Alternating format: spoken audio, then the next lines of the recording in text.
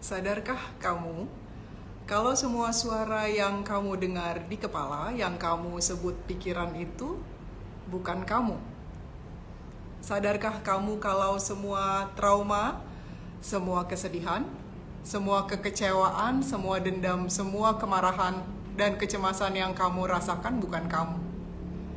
Tapi tidak begitu yang kebanyakan dari kamu rasakan atau alami, ya. Kamu berpikir bahwa kamu adalah individu tertentu ya, dengan nama tertentu, dengan usia tertentu ya, yang punya riwayat hidup dengan profesi tertentu ya, ada karakter tertentu ya, kepribadian tertentu dan berbagai pengalaman hidup ya, yang kamu pikir memoles kamu ya, menempa kamu dan membentuk kamu ya. Kamu pikir kamu perlu memoles diri kamu ya, sehingga berkilau ya untuk mendapatkan hidup yang mudah dan menyenangkan ya. Tapi sadarkah kamu, semakin kamu berpegangan pada identitas itu ya, kamu semakin menderita ya, dan kamu belum juga mengenali diri kamu yang sejati. Saya Adelia, saya healing coach. Dengan menggunakan Sedona Method, saya membantu kamu untuk melepaskan emosi dan keyakinan negatif yang bikin kamu nggak bisa hidup bahagia ya.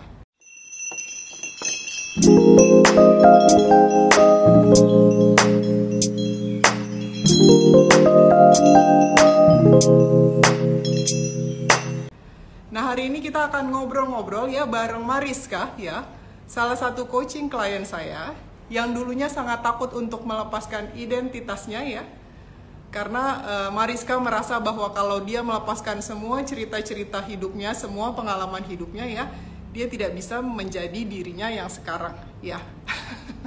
Tapi nggak cuma Mariska yang merasa seperti itu ya, kita semua merasa seperti itu ya. Kita pikir kita nggak punya kendali atas hidup kita ya. Kita pikir kita nggak punya kendali atas diri kita ya. Kita pikir kita harus melakukan sesuatu ya, berpegangan pada trauma-trauma dan kekecewaan dan apapun pengalaman masa lalu itu ya, sehingga kita bisa mendapatkan cinta dan pengakuan dari orang lain ya, sehingga kita bisa menjadi selamat ya. Kita tunggu Mariska dulu yuk. Hai Mariska. Halo, halo Mbak Lia. Apa kabar Mariska? Good to see you. Baik, good to see you too. Terima kasih Mariska sudah ada di sini untuk sharing sama teman-teman ya. Berbagi pengalaman tentang dulunya takut melepas identitas, takut melepas emosi ya. Mungkin bisa share ke teman-teman dari mulai awal bagaimana perjalanannya Mariska sampai akhirnya memutuskan untuk melepas emosi dan apa yang didapatkan dari itu. Silakan Mariska. Iya, jadi kemarin sebenarnya saya sudah cukup lama dengar tentang Sedona Method. Kira-kira udah kurang lebih 1 tahun mendengar soal Sedona Method, terutama dari teman-teman yang juga merupakan klien-klien coachingnya Mbak Lia gitu. Nah, mereka semua waktu cerita ke saya itu ceritanya tuh seru banget gitu, kayak seolah-olah gampang sekali gitu rasanya mereka mendapatkan solusi dari masalah-masalah hidup mereka gitu. Yang saya rasa apaan sih, nggak mungkin banget gitu. Tapi karena saya sendiri juga adalah orang yang sudah bertahun-tahun terakhir ini memiliki cukup banyak masalah isu-isu mental. Jadi saya udah kurang lebih dari SMP itu udah bolak-balik ke psikolog gitu. Karena memang ada beberapa beban trauma masa kecil yang sampai besar tuh rasanya menghantui banget gitu. Jadi dari SMP saya udah sangat familiar dengan macam-macam metode mental health gitu. Mulai dari terapi kognitif behavioral therapy, hipnoterapi, dan yang lain-lainnya gitu. Ya rata-rata metode-metode itu membantu, tapi ketika saya berhenti melakukannya atau kan nggak sustainable sih intinya. Kadang cuman tahan 1 bulan, 2 bulan, paling lama 6 bulan gitu. Terus saya balik lagi ke pola pikir saya yang lama gitu. Jadi balik lagi patternnya balik dari nol lagi. Jadi setelah melakukan itu tuh 10 tahun lah kira-kira. Kan rasanya lama-lama capek ya ketika Iya, kita iya kayak mulai dari mulai dari nol, terus rasanya udah dapat progres nih, kayaknya udah merasa, wah aku udah mulai sehat nih, secara mental aku udah mulai sehat, udah mulai sembuh gitu. Tahu-tahu terjadi sesuatu dari faktor eksternal atau mungkin dari dalam pikiran sendiri, terus balik lagi ke nol. Gitu lagi, terus sampai bertahun-tahun. Jadi di satu titik berapa tahun terakhir ini, kayaknya saya udah menyerah gitu. Saya ngerasa udah nggak mau lagi terapi bayar mahal-mahal percuma, capek gitu, hasilnya nggak sustainable. Saya ngerasa memang kayak saya harus menerima ini takdir takdir saya memang jadi orang yang bermasalah secara mental, dan ini kayak baggage yang harus saya manage sampai saya mati gitu mikirnya. Jadi mikirnya udah kayak punya isu mental tuh kayak disabilitas gitu, kayak ya udahlah saya adalah a person with a disability gitu. A person with a disability, kayak saya harus pasrah sampai sampai tua saya juga begini gitu. Nah itu tuh jadi saya memang didiagnosa menderita depresi dan ada obsessive thinking juga gitu. Nah setiap kali saya mengalami kesulitan dalam hidup pasti balik lagi ke situ. Kan saya emang gini orangnya, namanya juga depresi, namanya juga udah didiagnosa gitu. Jadi kayak berlindung juga sih di balik identitas itu, kayak menyerah karena ya udah emang nggak bisa diapa-apain lagi, namanya juga kena penyakit kok, ini penyakit gitu. Nah sampai di satu titik karena saya juga nggak melakukan apa-apa untuk menyembuhkan diri karena udah menyerah sih, pretty much udah menyerah gitu. Nah rasanya uh, yang saya rasain adalah makin lama saya makin kesulitan untuk menjalani hari ke hari gitu, karena semua depresi dan beban mental yang saya rasain tuh bikin saya jadi susah untuk merasa bahagia, atau bahkan untuk ngerasain hal-hal kecil aja kayak susah gitu, kayak hidup tuh rasanya nggak terlalu ada rasanya. Kayak hampa gitu. Nah yang paling mengganggu adalah saya bekerja sebagai musisi, yang mana pekerjaan saya itu mainly harus menggunakan rasa lah, katakanlah begitu, karena saya seniman gitu. Nah saya tuh uh, kayak di dalam kepala tuh complicated banget. Kayak saya merasa dengan saya punya identitas, dengan saya punya hidup yang sengsara, susah, sakit mental, depresi, itu tuh seolah-olah ya seniman kan emang rata-rata hidupnya susah gitu. Seniman mana sih yang bahagia gitu. Seniman Ya itu common banget ya di kalangan para seniman ya. very common. Menjadi label ya dan identitas ya. Ya, dan banyak juga yang sampai banyak yang bilang kan makanya tuh seniman pada bunuh diri gitu-gitu. Jadi kayak kayak dapat dukungan aja gitu dari hal-hal yang saya konsumsi di luar tuh, kayak membuat saya merasa makin, oh emang hidup saya begini gitu, emang takdir saya di sini gitu. Tapi perasaan hampa itu di satu sisi sangat nggak enak sekali gitu. Nah, berapa tahun terakhir ini saya mulai kehilangan selera gitu sama musik. Rasanya yang dulu tuh kalau denger musik kayak pengen ngulik, pengen berkarya gitu. Nah, berapa tahun terakhir ini udah kayak rasanya denger tuh udah mati rasa gitu. Saya melakukan atau mendengarkan musik hanya untuk pekerjaan, tapi nggak benar-benar menikmati seperti dulu saya waktu masih kecil gitu. Nah itu tuh, hal ini itu yang akhirnya jadi titik balik, kayaknya saya harus get help nih, karena buat saya hidup tuh udah nggak ada artinya banget, udah hampa banget. Kalau ditambah lagi dengan saya nggak bisa dapat kenyamanan dari musik, kayaknya nggak worth it nih hidup gitu. Makanya terus saya memberanikan diri untuk udah mampet nih, udah nggak ada jalan lain. Ya udah coba aja Sedona Method gitu. Jadi baru belum ada 1 minggu sih ini ketemu sama Mbak Lia. Pertama kali ketemunya Jumat kemarin. Iya. Gitu. Yang mana ya saya ceritain semua kembali ya, mulai dari awal gimana saya didiagnosa depresi, gimana saya naik turun keluar balik lagi ke titik nol, itu saya ceritain semua. Terus saya dipandu untuk melepaskan label dan attachment saya pada identitas bahwa seniman itu emang menderita, bahwa saya memang berpenyakit mental, saya memang depresi gitu. Jadi dan yang mengagetkan buat saya adalah ketika proses releasing itu terjadi dengan cukup cepat gitu. Yang hal yang saya sama sekali nggak sangka, karena selama ini saya butuh waktu bertahun-tahun untuk bisa merasa cukup nyaman gitu, bisa ngerasain freedom gitu. Nah, kok di Sedona Method ini dalam waktu kurang lebih 1 jam itu walaupun emang ada challenge ya ketika emosinya keluar itu emang rasanya kayak di dalam itu kayak akhirnya nangis apa segala macam, tapi saya sadar bahwa ternyata identitas itu saya nih yang pengen sama identitas itu. Betul. Maksudnya Iya. ketika itu saya lepas, saya juga tetap Mariska gitu. Betul. Iya, iya, iya, iya. Mungkin buat teman-teman yang nggak paham Sedona Method ya, Sedona Method itu adalah teknik untuk melepaskan emosi ya, untuk eh, mengenali kembali diri yang sejati. Karena Sedona Method itu base dari premis ya, bahwa kamu yang sejati itu sudah whole, sudah complete, sudah perfect, sudah enough as you are ya. Kalau dianalogikan, tangan ini adalah kamu ya. Nah, ini nih semua yang kita belajar dari luar itu, pikiran, label-label depresi, seniman mesti begitu, seniman mesti gitu ya. Kalau kita taruh di sini, ini kan sebenarnya nggak attach ya, nggak nempel tuh ya.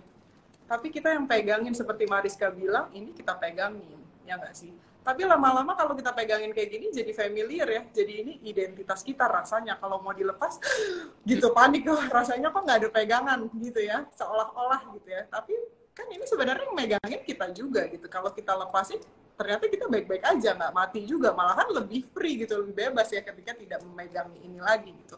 Karena tuh ini bukan kita gitu ya. Jadi yang dilakukan Mariska adalah melepaskan si bolpen ini gitu ya. Dan ketika kembali ke diri yang sejati, rasanya gimana Mariska? Nah, ini tuh lucu banget karena prosesnya ketika dipandu Mbak Lia untuk merilis identitas dan label itu ada muncul perasaan takut gitu yang saya sampaikan ke Mbak Lia. Mbak Lia, ini ada rasa takut, kayak saya takut kehilangan. Waktu itu saya belum paham ya sama konsep attaching sama identitas ini, saya juga belum paham. Jadi pada saat itu terucap aja dari mulut gitu, Mbak Lia, saya tuh takut kehilangan diri sendiri karena selama ini dari kecil sampai besar Mariska yang saya tahu adalah Mariska dengan beban-beban ini.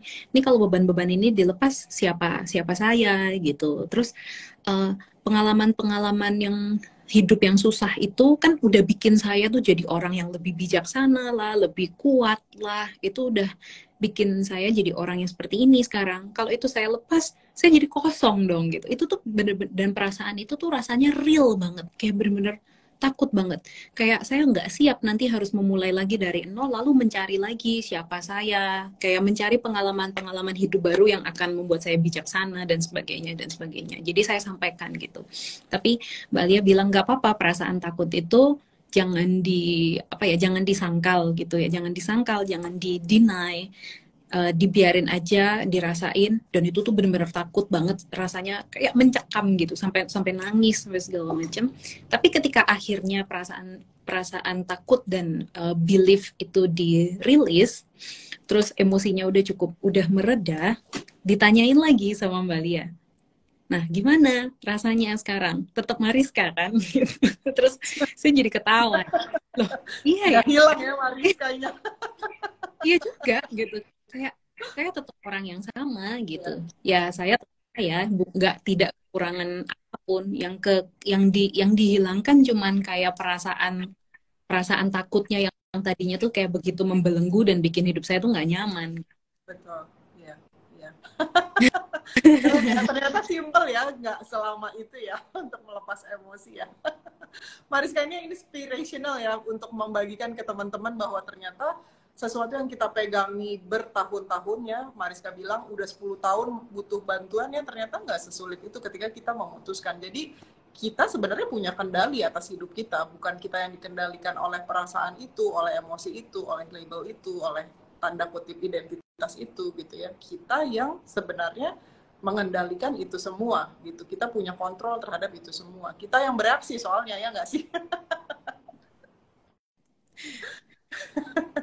Nah setelah melepas emosi, rasanya gimana Mariska? Mariska kan cerita kalau seandainya sempat cerita kemarin itu, aku kok rasanya besok pengen main musik deh mbak gitu ya. Iya. Tadinya udah nggak pengen gitu ya. Nah ini lucu banget. Jadi ini bener-bener hari Jumatnya ketemu Mbak Lia, lalu releasing segala macam emosi dan identitas itu. Kemudian besoknya itu saya datang ke satu event gitu, di mana ada musik gitu di setel gitu. Nah saya biasanya udah kayak agak mati rasa lah sama musik, karena musik itu udah jadi kerjaan saya ya. Jadi ngerti kan kayak rasanya pengen jalan-jalan tapi malah denger musik itu rasanya kayak kita lagi jalan-jalan terus dikasih kerjaan loh, ditelepon sama bos, ditanya Iya, deadline gimana gitu. Gitu. kayak menghantui jadinya, bukan menikmati ya. Iya, gitu. Nah, terus Ya. tiba-tiba pas lagi di event itu tiba-tiba denger musik, saya tuh rasanya kayak kayak indera-indera perasa saya tuh kayak bangun gitu. Terus saya jadi kayak ini aneh sih.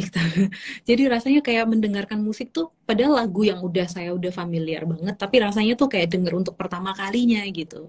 Terus saya jadi kayak notice loh, lagu ini tuh ternyata lucu ya melodinya, enak ya ini kayak drumnya, bassnya tuh enak ya ternyata gitu. Kayak saya jadi merasakan sensasi menikmati musik lagi gitu. Terus langsung rasanya, aduh pengen kayak nanti pengen pulang, pengen ngulik deh gitu.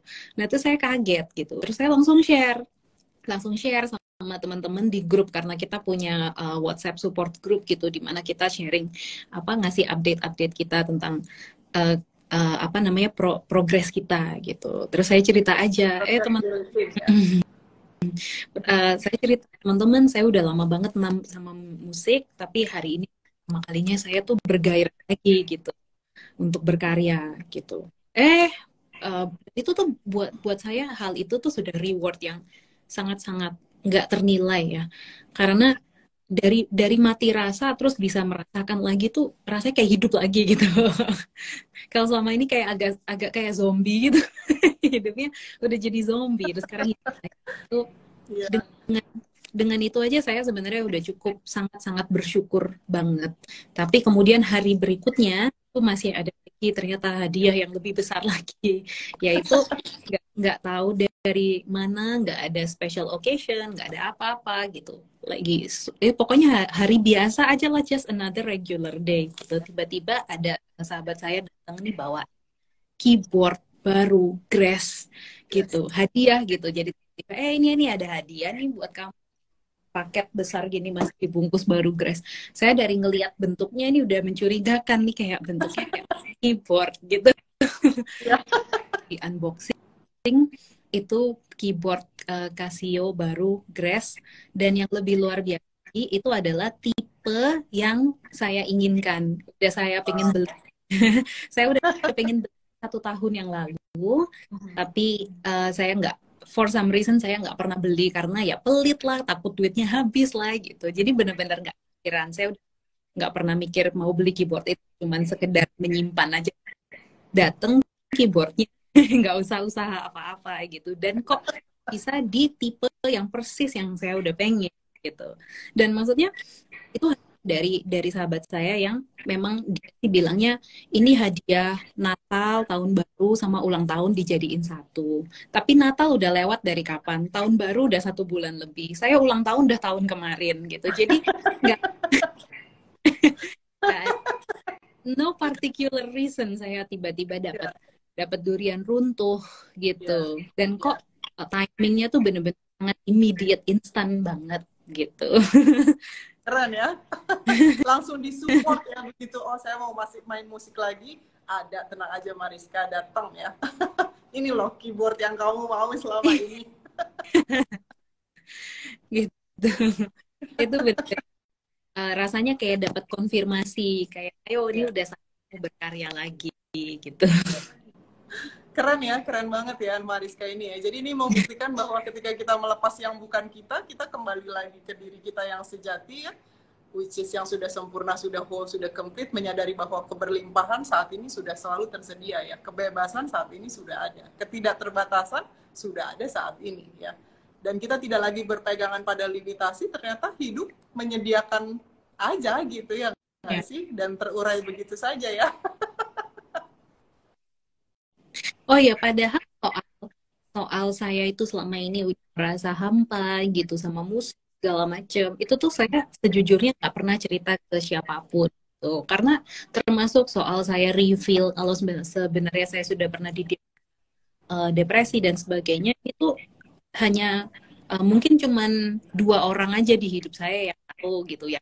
Terapis saya yang mendiagnosa, satunya mungkin sahabat deket saya banget gitu. Tapi saya, in general saya nggak cerita ke siapapun, termasuk orang yang ngasih keyboard itu. Jadi itu tuh bener-bener nggak ada apa ya, nggak ada informasi apapun yang nyampe ke orang itu sehingga akhirnya ngasih keyboard gitu. Gitu, jadi aneh aja gitu rasanya, Iya, karena emang iya. saya benar-benar nggak pernah cerita. Saya anggap ini hal yang apa ya, kayak memalukan gitu, karena saya tuh kayak kepingin dilihat kuat aja gitu. Iya, iya, benar-benar.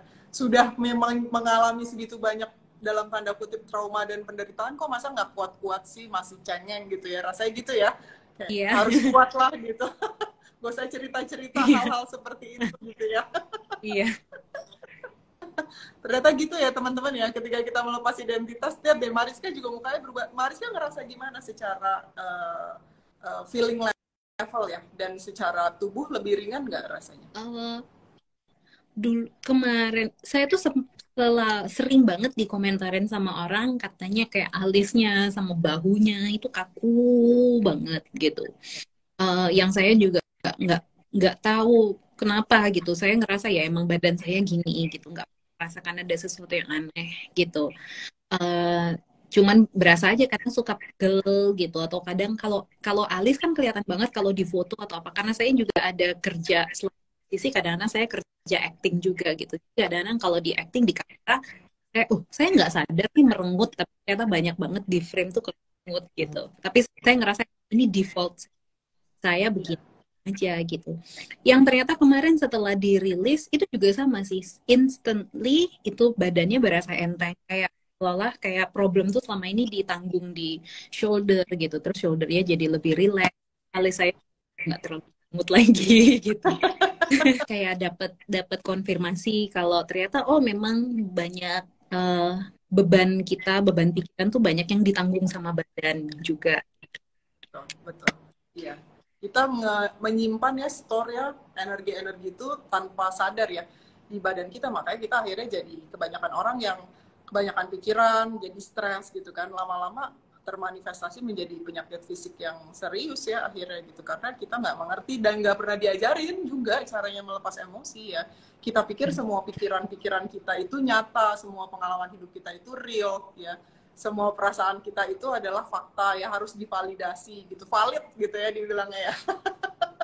Padahal sebenarnya kalau kita perhatikan ya, kan sebenarnya udah nggak ada saat ini gitu. Kita yang reliving itu over and over again Iya. sih sebenarnya ya.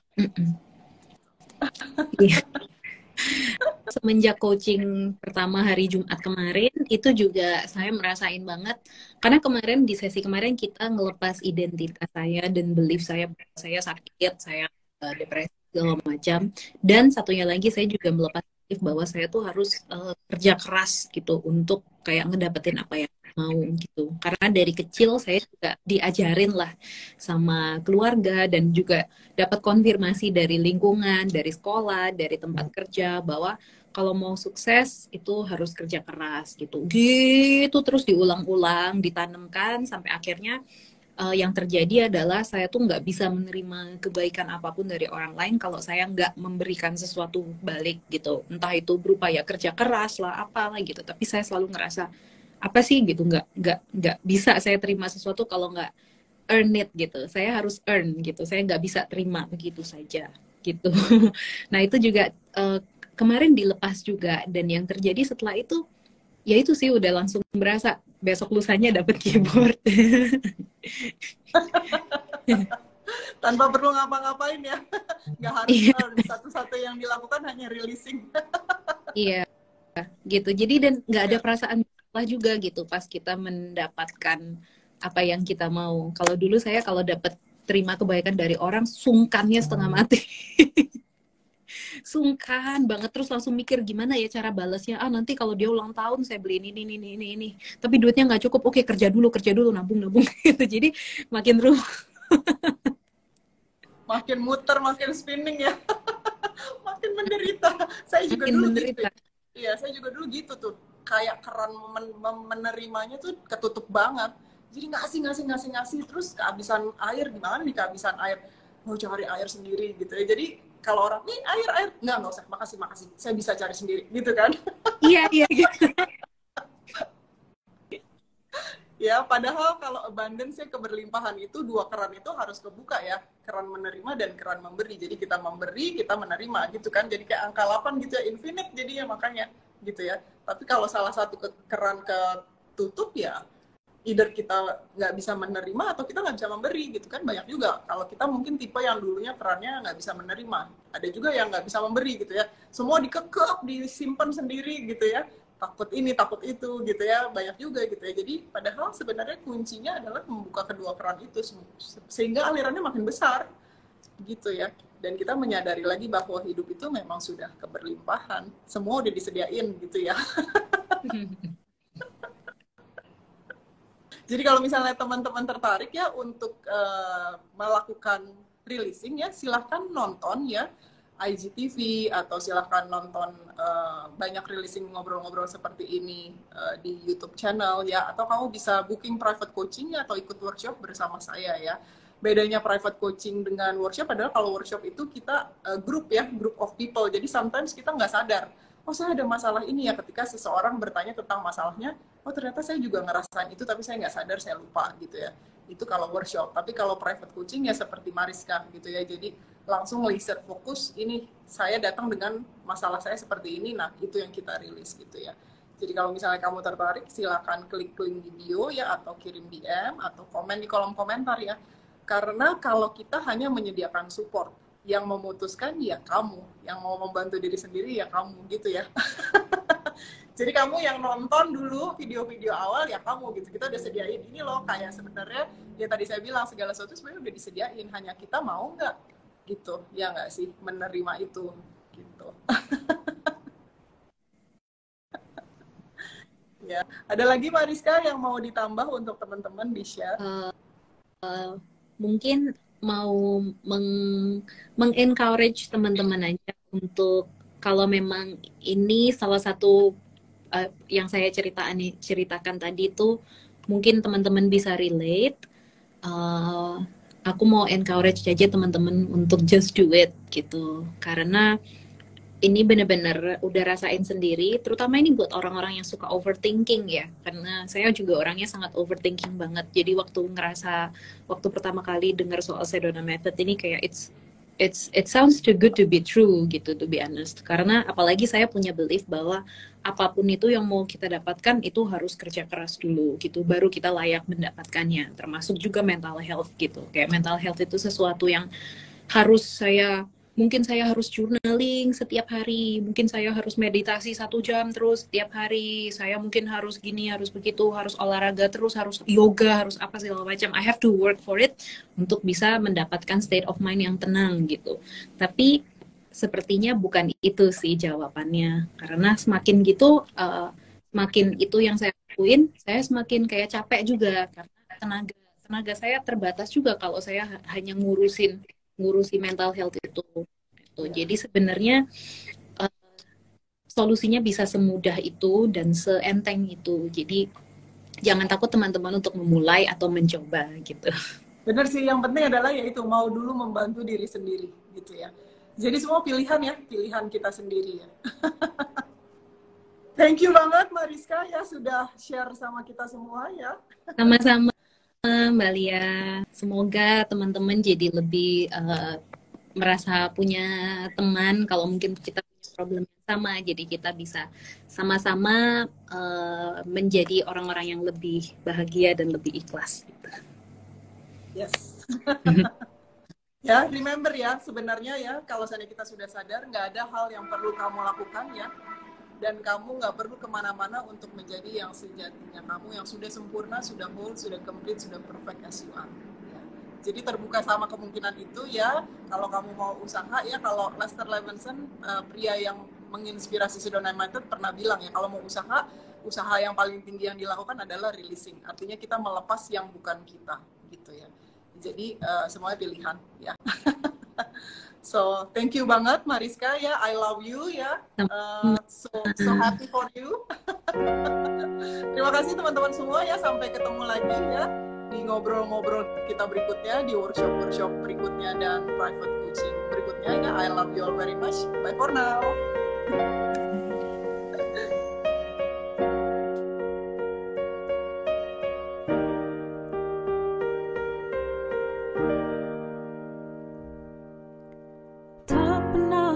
sangka ku akan siap mengarungi samudra raga yang luas, raga yang serupa dengan nirwana mengalir dalam darah di selangkah.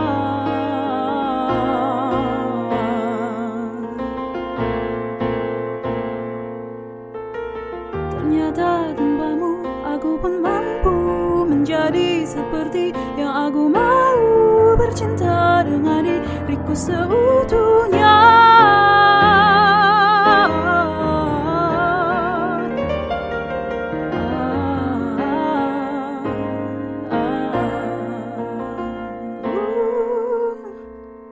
Ku rasakan semua telah pudar, tertinggal di ranjang dan peraduan.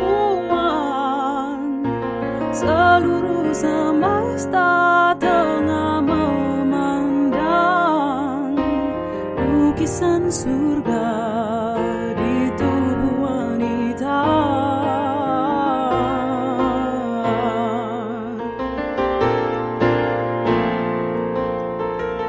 Ternyata tanpamu aku pun mampu menjadi seperti yang aku mau, bercinta dengan diriku seutuhnya.